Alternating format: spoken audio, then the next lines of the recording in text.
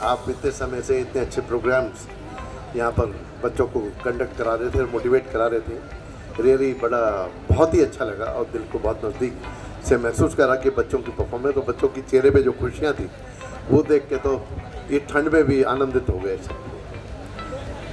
प्रिय अभिभावकों, मैं पेरेंट्स मैं आपको नमन करता हूँ और साथ में मैं ये आप लोगों को शुभकामनाएं और एक अच्छी बात ये कहना चाह रहा हूँ कि आपने जो बच्चों के स्कूल का सिलेक्शन किया है, इस सिलेक्शन में आप समझेंगे कि बच्चों ने आज हमने जो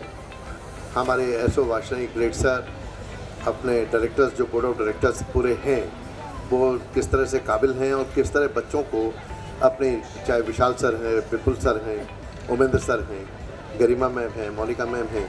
या पूरी फैकल्टी है अपने टीचर्स की, किस तरह से वो आपके बच्चों के साथ संरक्षित कर रहे हैं उन्हें और किस तरह पढ़ा रहे हैं कि वो अपनी संस्कृति और विरासत भी नहीं लूज कर रहे, और साथ में आगे जो बढ़ने के जो आयाम हैं, नए आयाम हैं, साइंस है, टेक्नोलॉजी है,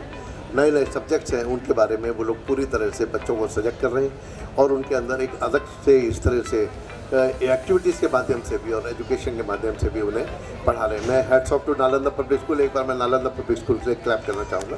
कि किस तरह से जो है उसमें पढ़ रहे हैं। रियली एक बहुत अच्छा, मुझे ये बड़ा गौरव का विषय है मेरे लिए कि मैं आज एनुअल डे फंक्शन में यहाँ पर आने का सौभाग्य मिला और बच्चों से भी और आप लोगों से बात करने का मौका मिला। मैं आज की डेट में बच्चों के सामने, जैसे अभी बात आ रही थी कि नए नए चैलेंजेस सामने आ रखे हैं और हम लोग, ज़रूरी नहीं है कि उतने हमारे टाइम का जो दौर था, जो हमारे सिस्टम थे, उससे वो लोग हम लोग पूरे रूबरू हों या घर में पढ़ा सके। तो इसलिए ऐसे अच्छे स्कूलों की बहुत आवश्यकता है जहाँ पर उनके सामने नए चैलेंजेस, चाहे वो आज ऑनलाइन में इतना काम हो रहा है तो बच्चों को पूरी ऐप्स के बारे में, छोटी छोटी चीज़ों के बारे में, एजुकेशन के बारे में, किस तरह से वो फिज़िकल एजुकेशन के साथ साथ जो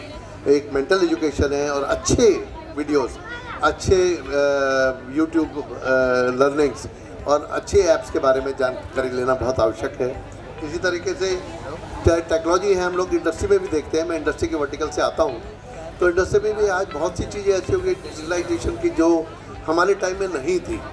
और हमें आज वो सीखनी पड़ रही हैं, लेकिन बच्चों के लिए वो बड़ी सुगम है और ये स्कूलों से और इस तरह के अच्छे इंस्टीट्यूशन से निकलते हैं बच्चे, तो वो लोग सीख के निकलते हैं और बहुत उनके लिए आसान हो जाता है उन चीज़ों को कैप्चर करना। मुझे याद है कि हमारे टाइम में मॉडर्न मैथ्स जब सेट थ्योरी, सबसेट सेट वगैरह 8th 9th में चालू हुए तो हम लोगों के लिए बड़ा हुआ था। आज वो मेरी क्लास 1 से पढ़ रहे हैं बच्चे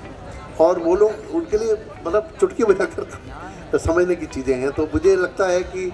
आज बच्चा बहुत आगे है हम लोगों की टाइम से और हमें उन बडिंग स्टार्स को, उनको बहुत संरक्षित कर रहे हैं आप पेरेंट्स भी,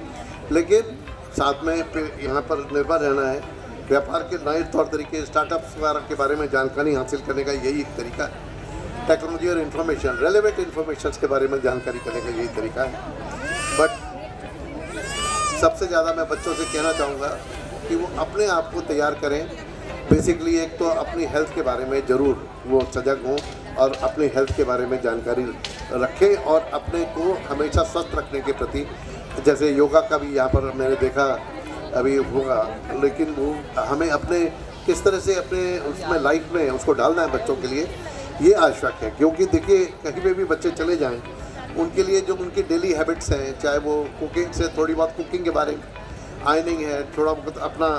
और भी जो एस्पिरेशन एम्बिशन लेके बाहर जाना चाहते हैं। आज पता नहीं बच्चा यूएसए सेटल होगा कि इंडिया में बेंगलोर में सेटल होगा या चंडीगढ़ सेटल होगा, तो और या हमारे घर में यहीं पे बरेली में रहेगा, तो उसको हर चीज़ के लिए, हर चैलेंज के लिए तैयार होना है। तो बहुत ज़रूरी है कि वो अपने आप को ऐसी चीज़ों के लिए तैयार करें जो उसको रूटीन में डिस्टर्ब ना करें उसके आगे बढ़ने को लेकर, चाहे वो रूटीन्स हैं और सबसे इम्पॉर्टेंट है उसकी हेल्थ और उसकी स्किल्स, उसका अपना कॉन्फिडेंस। यहाँ पर कॉन्फिडेंस की बात मैं जरूर करना चाहूँगा कि उसका अपना कॉन्फिडेंस तभी आता है जब वो अपने आप को अच्छी तरह स्किल कर लेता है, अपने नॉलेज अच्छी तरह गेन कर लेता है और उसको रूबरू होकर उसको प्रैक्टिस भी करता रहता है। और रेलेवेंट इन्फॉर्मेशन की तरफ, इन्फॉर्मेशन की इस वक्त समुद्र है, कहीं पे भी आप देखिए बहुत समुद्र है, लेकिन उसमें कौन सी रेलेवेंट इन्फॉर्मेशन से हमें तैयार होना है ये भी बच्चों को अपने आपस में सेलेक्ट करना होगा और टीचर्स सिखाते हैं और बताते हैं। मैं इस बात का साधुवाद देते हुए, मैं बड़े जो बच्चे हैं जो पास आउट होंगे यहाँ से, उन लोगों के लिए भी मैं एक मैसेज ये देना चाहूँगा कि भाई वो अपने आप को जब जाएं तो सिर्फ पढ़ाई ही नहीं है, सिर्फ नॉलेज ही नहीं,